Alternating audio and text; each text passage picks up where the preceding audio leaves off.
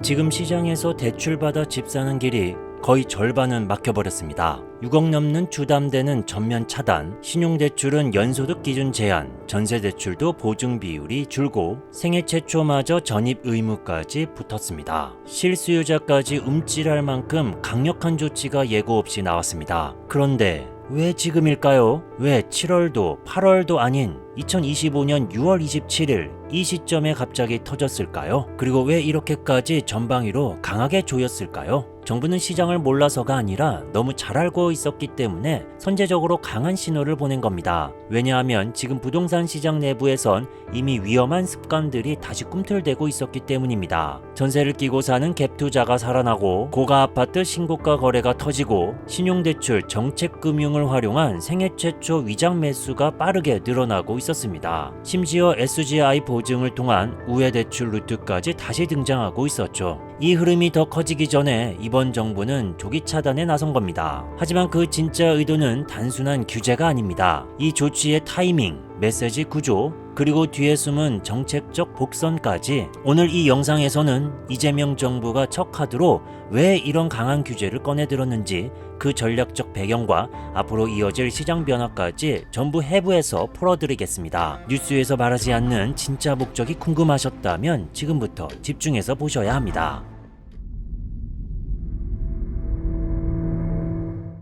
표면적으로는 시장 분위기가 회복세였습니다. 2025년 4월부터 서울과 수도권 주요 지역에서 거래량이 빠르게 늘어났고 강남, 목동, 과천 같은 핵심지에서는 신고가 거래가 다시 등장했습니다. 그런데 정부는 이걸 단순한 수요 회복이 아니라 위험 신호로 해석했습니다. 왜냐하면 그 안에 과거 폭등장 직전에 나타났던 투기성 대출 흐름이 재등장하고 있었기 때문입니다. 첫째, 정책 악용성 생애 최초 매수 증가입니다. 생애 최초 주택 구입자 자격으로 LTV 80% 우대 혜택을 받은 뒤 신용대출을 얻고 정책금융상품까지 총동원해서 수억짜리 아파트를 매수하는 흐름이 빠르게 확산되고 있었죠. 이론상으론 실수요자지만 실제로는 실거주 계획이 없는 위장 매수인 경우가 늘고 있었습니다. 이건 정부가 강하게 말한 실수요 중심의 정책 의도를 무너뜨리는 흐름이죠. 둘째, SGI 서울보증 통한 우회루트 재등장입니다. 보증기간을 활용해 DSR 규제나 고가주택 LTV 제한을 우회할 수 있었던 사각지대 루트, 이 루트가 다시 부상하면서 고가 아파트 매수에 사용되기 시작했습니다. 특히 20억 이상 아파트를 대출로 매입하는 사례에서 SGI를 통한 조달 구조가 자주 포착됐습니다. 정부 입장에서는 이 흐름을 차단하지 않으면 시장 전체가 다시 흔들릴 수 있다고 판단했을 겁니다. 셋째, 전세를 활용한 갭 투자 부활입니다. 올해 2분기 전세보증 발급량은 계속 증가세였고 수도권 외곽, 중저가 아파트, 다가구 오피스텔 중심으로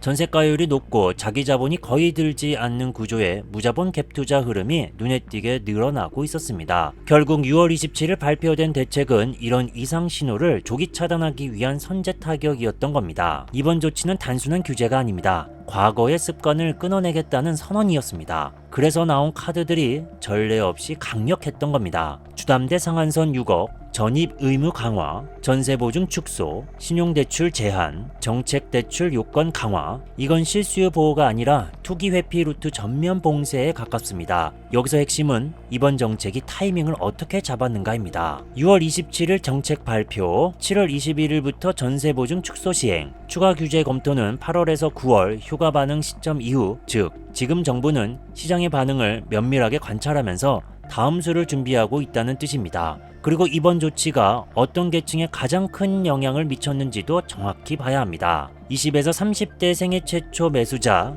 전입 의무, 신용대출 제한으로 압박, 다주택, 고가주택 매수자, 6억 상한, SGI 우회 차단으로 제동, 무자본 갭 투자 시도층, 전세보증 축소로 진입 불가, 결국 모든 비실거주 대출 흐름이 사실상 차단된 구조입니다. 정부가 본 건 단순한 회복이 아니라 이전 정부들이 놓친 위험 신호였습니다. 이번 조치엔 다르게 가겠다. 초반부터 메시지를 명확하게 전달하겠다. 정권의 첫 정책으로 선택된 이 조치는 시장 전체의 방향을 바꾸려는 메시지 전략이자 정치적 선언이기도 했습니다.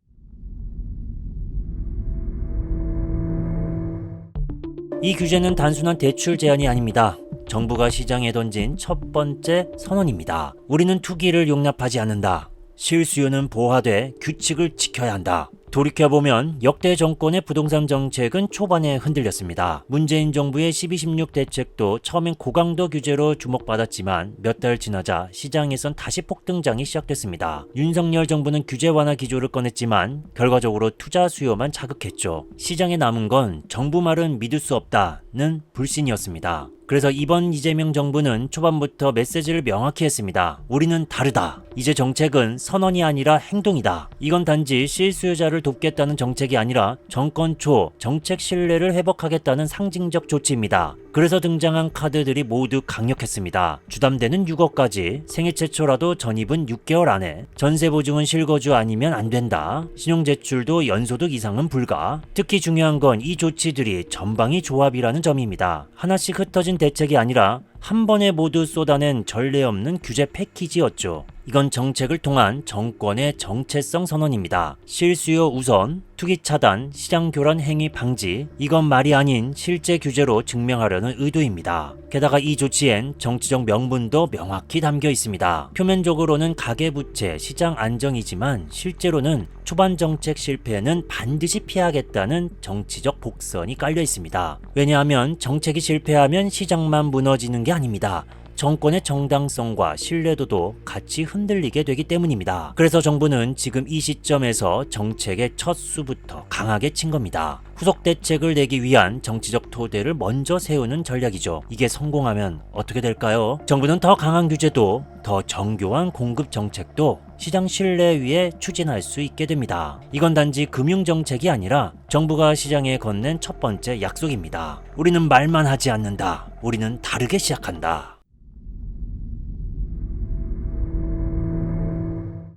자, 이제 본격적인 해석에 들어갑니다. 이번 대책은 단발성이 아닙니다. 시리즈의 시작일 가능성이 큽니다. 정부는 지금 시장 반응을 살펴보며 정책의 방향성과 속도를 조절하려 하고 있습니다. 그래서 이번 조치는 정책 효과를 테스트하는 일종의 시그널이기도 합니다. 첫 번째 시그널은 지역 확산입니다. 지금 규제는 수도권 중심이지만 지방 중소도시로의 확산 가능성이 있습니다. 왜냐하면 갭 투자 수요는 지역 경계를 타지 않기 때문이죠. 특히 모아타운이나 공공정비사업 예정지 주변의 중저가 아파트, 이런 곳에서 전세금 끼고 매수하는 움직임이 감지되면 정부는 규제 지역 확대를 곧바로 꺼낼 수 있습니다. 두 번째는 세제와 금융입니다. 지금은 대출을 조였지만 거래가 다시 늘기 시작하거나 가격이 반등 조짐을 보이면 그땐 보유세 강화, 양도세 중과 부활 같은 세금 카드가 뒤따를 수 있습니다. 지금은 대출로 막고 다음엔 세금으로 못 박는다. 이게 정책의 다음 수입니다. 특히 다주택자들의 겨냥한 보유세 인상은 이미 여야 합의 수준으로 논의 중입니다. 2026년 총선을 앞두고 이 카드는 더 강하게 등장할 수 있습니다. 세 번째는 청년 대책입니다. 이번 규제로